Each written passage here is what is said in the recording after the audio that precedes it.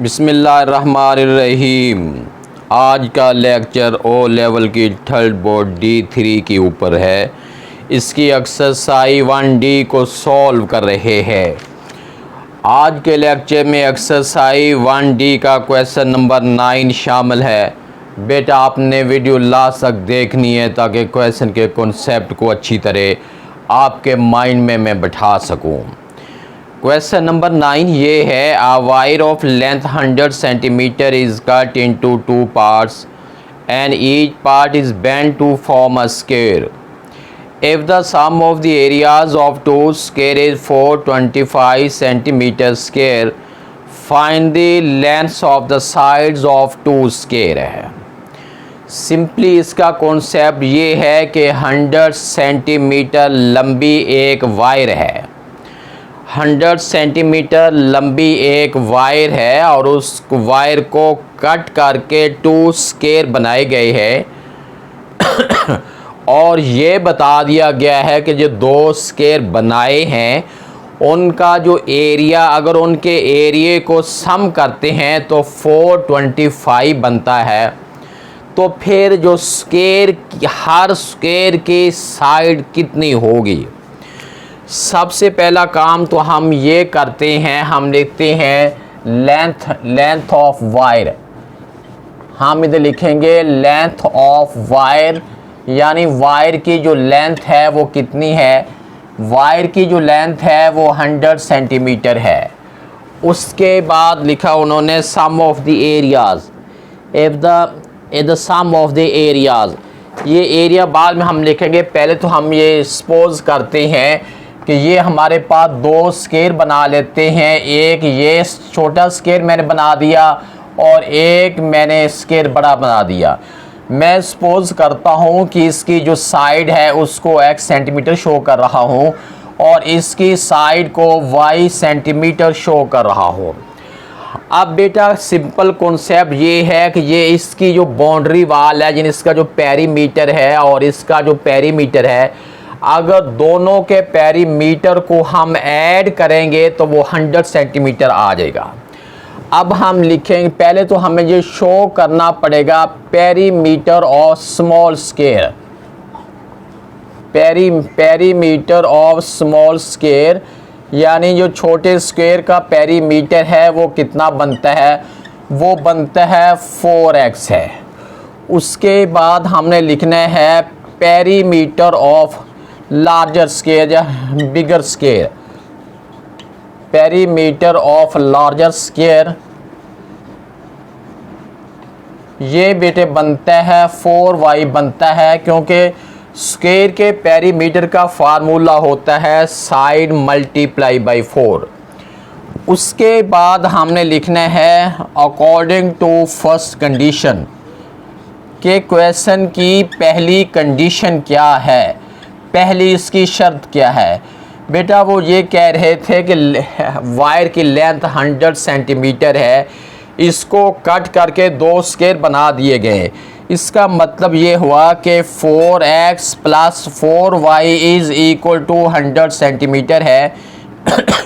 इनमें से 4 लिया कॉमन, रिमेनिंग जो है 100 plus y is x plus y is equal to 100 है। हम लिखते हैं x plus Y is equal to 100 over 4 है और इधर हम लिखेंगे x plus Y is equal to 25 है। ये हमारी इक्वेशन नंबर 1 बन गई है। उसके बाद अब हम जाते हैं सेकंड कंडीशन पे। जो भी हमने करना है हमने उसकी वर्डिंग ज़रूर करनी है according to second condition. Question की जो दूसरी कंडीशन है वो क्या है? वो कह रहे हैं sum of the areas. Condition ये है, if the sum of the areas of 2 square is 425 centimetre square. अब हमारे पास जो पहले स्क्वायर का एरिया x स्क्वायर है, दूसरे स्क्वायर का एरिया y स्क्वायर है, इनका सम लेते हैं तो वो 425 बनता है। हमने इसको इक्वेशन नंबर 2 का नेम देना है। इक्वेशन नंबर 1 है x plus Y is equal to 25 है और दूसरी इक्वेशन जो है एक्स के plus y square is equal to 425 है। अगर बेटा हम इस इक्वेशन से एक्स की वैल्यू ले लेते हैं, x is equal to 25 minus y है, ये वाली एक्स की इमेजिनरी वैल्यू आई है, ये हम सेकंड इक्वेशन में पुट कर देते हैं। बल्कि आप इसकी लाइन भी लिख लें,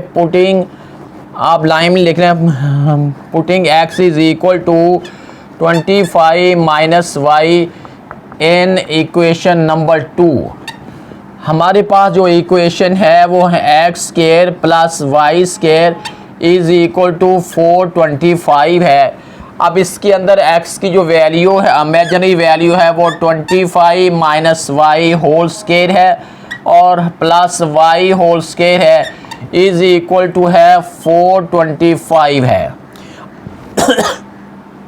अब ये हमारे पास एक फार्मूला बन गया है a minus b whole square. इसे सॉल्व करते हैं, a square plus b square minus 2ab is equal to बनता है 425 बनता है। a मीन 25 है, b मीन y है, ये भी 25 है और इधर y लिखेंगे।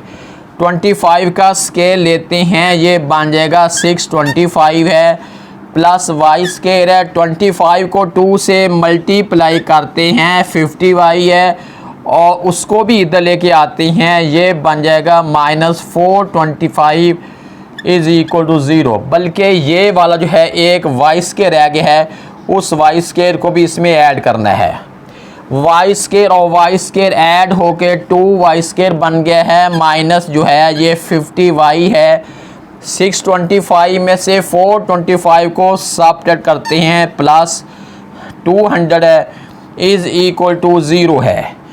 इस इक्वेशन से अगर हम 2 कॉमन लेते हैं, रिमेनिंग है y square minus 25y plus 100 is equal to 0।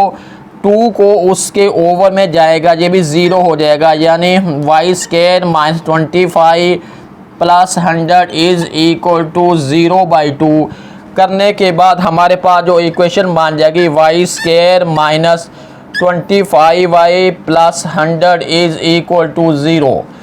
अब ये हमारे पास जो है ये क्वाड्रेटिक इक्वेशन बन गई है y square minus 25y plus 100 है। अब हमने इस इक्वेशन को सॉल्व करके क्वेश्चन को सॉल्व करते हैं। अब हम इस क्वाड्रेटिक इक्वेशन को सॉल्व करते हैं कि ये क्वाड्रेटिक इक्वेशन सॉल्व कैसे हो जाएगी। फैक्टराइजेशन से भी सॉल्व हो जाएगी, कंप्लीट स्क्वायर मेथड से भी हो जाएगी और इसके अलावा क्वाड्रेटिक फार्मूला से भी सॉल्व हो जाएगी। ये बन जाएगा y square minus 5y minus 20y plus 100 is equal to 0। इनको ऐड करते हैं 25 बनता है और इनको मल्टीप्लाई करते हैं तो 100y स्क्वायर बनता है। फर्स्ट 2 वैल्यू में से y कॉमन है, रिमेनिंग y माइनस 5। लास्ट 2 में से माइनस 20 कॉमन है, रिमेनिंग जो है y minus 5 is equal to 0। उसके बाद है y माइनस 5 और y minus 20 is equal to 0। आगे हम देखेंगे y minus 5 is equal to 0, y minus 20 is equal to 0, y is equal to 5 है और y इज इक्वल टू 20 है। y की 2 वैल्यू आ गई थी और हमने जो 2 स्क्वायर बनाए थे, जो बड़े साइज़ का स्क्वायर था उसको हमने उसकी लेंथ को y सेंटीमीटर सपोज किया था, स्मॉलर स्क्वायर की लेंथ को x सेंटीमीटर सपोज किया था।